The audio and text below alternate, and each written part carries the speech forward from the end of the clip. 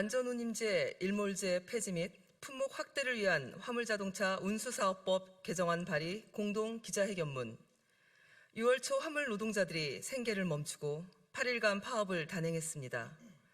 화물 노동자들의 최저임금제 격인 안전운임제가 올해 말 종료되는 상황에서도 정부와 여당이 아무런 대책을 내놓지 않고 있었기 때문입니다. 5차례 교섭 끝에 정부로부터 안전운임제 지속 추진과 품목 확대를 위해 노력하겠다는 약속을 받고 파업은 종료됐지만 안전운임제 일몰제 폐지를 명시하지 않아 향후 유사한 문제가 발생할 가능성이 매우 큽니다. 파업 대응 과정에서 윤석열 정부와 여당이 보여준 무책임한 자세는 실망스러웠습니다. 파업 초기 국토부는 불법 행위와 파업 관계자 엄단으로 화물 노동자들을 압박하면서 안전운임제 관련 사항은 국회 소관이라며 소극적인 자세를 유지하다 파업 4일째인 10일에서야 화물연대와 첫 협상에 나섰습니다. 파업이 예견된 상황이었음에도 국토부가 시간만 끌다 파업을 촉발했고 뒷북 대응으로 경제 손실을 더 키웠다는 지적이 나오고 있습니다.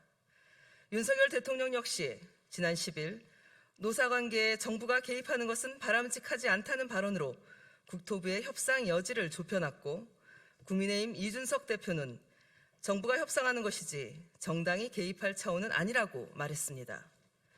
화물 노동자들의 생계뿐 아니라 국가 경제와 국민 안전이 걸린 민생 문제에 정부는 국회 소관이라 하고 여당 대표는 정당이 개입할 문제가 아니라며 책임 미루기에 급급하고 있다니 참으로 개탄스럽습니다. 안전운임제가 국민 안전과 직결되는 이유는 화물 노동자의 작업장에 일반 시민들이 다니는 도로 위이기 때문입니다. 도로 위 안전을 위협하는 과적, 과속, 과로 등의 운송 행태는 저운임 구조와 연결되어 있습니다. 안전운임제는 화물 노동자의 적정임금 보장을 통해 과적, 과속, 과로 운전을 방지하고 노동자의 안전과 국민들의 안전을 보장하는 제도입니다.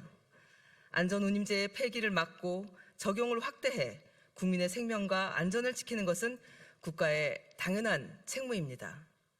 2018년 3월 안전운임제를 최초 도입하면서 화주 단체 등의 반대를 최소화하기 위해 일몰 기한을 두고 적용 품목을 한정하긴 했지만 이 역시 향후 시행 효과를 정확히 분석해 안전운임제에 대한 공감대를 형성하고 이후 제도를 확대하기 위해서였습니다.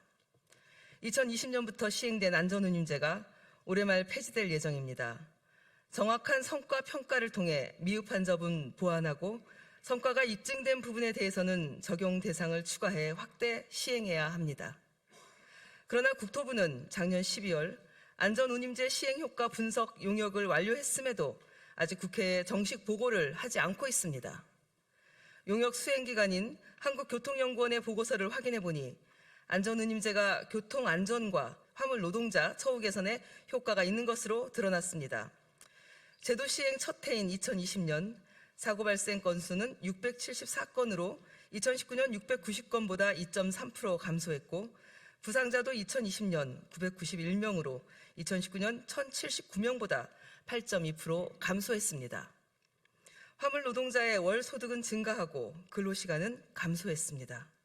저운임 문제를 야기했던 무분별한 저가 입찰 계약 비율이 약 30% 감소했고 수수료를 나눠 갖는 다단계 운송 거래도 줄었습니다. 안전운임제의 긍정적인 효과가 입증된 셈입니다. 화물 노동자와 국민들의 안전을 위해 안전운임제는 더욱 확대 시행돼야 합니다. 안전운임제 일몰제 폐지와 적용 대상 확대를 위한 화물자동차 운수사업법 개정안을 더불어민주당 민생우선 실천단 화물노동자 생존권 보호팀 소속 의원단을 중심으로 발의하고자 합니다. 첫째, 현행법 부칙으로 규정되어 있는 일몰 기한을 삭제했습니다. 이번 파업 사태에서 봤듯이 일몰제를 폐지하지 않으면 일몰 기한을 조금 더 연장한다 해도 일몰 기한이 도래할 때마다 사회적 갈등이 생길 수밖에 없습니다. 일몰제를 폐지해 안전운임제가 운송산업 현장에 안정적으로 정착되도록 하겠습니다. 둘째, 안전운임제 적용 대상을 현재 2개 품목에서 7개 품목으로 대폭 확대했습니다. 현재 안전운임제 적용 대상은 특수 자동차로 운송되는 수출입 컨테이너와 시멘트 2개 품목으로 전체 사업용 화물 자동차의 6% 수준에 불과합니다. 개정안은 적용 대상을 특수 자동차뿐만 아니라 일반 화물차까지 포함시키고 2개 품목에서 7개 품목으로 확대하는 내용을 담고 있습니다. 수출입 및 환적 컨테이너, 시멘트 및 시멘트 원료, 철강제, 유연물질, 자동차, 곡물 및 사료, 택배, 지간선차 등입니다. 이 화물들은 중량이 크고 화재 위험성이 높아 교통사고 발생 시 대형 사고로 이어질 가능성이 큰 품목이며 업계 특성상 저운임 구조가 만연해 과속, 과적, 과로 문제가 발생할 우려가 큰 품목입니다. 또 화주들이 대부분 대기업이라 일반 화물들에 비해 안전운임제를 도입하더라도 경영에 미치는 영향이 적을 것으로 판단했습니다.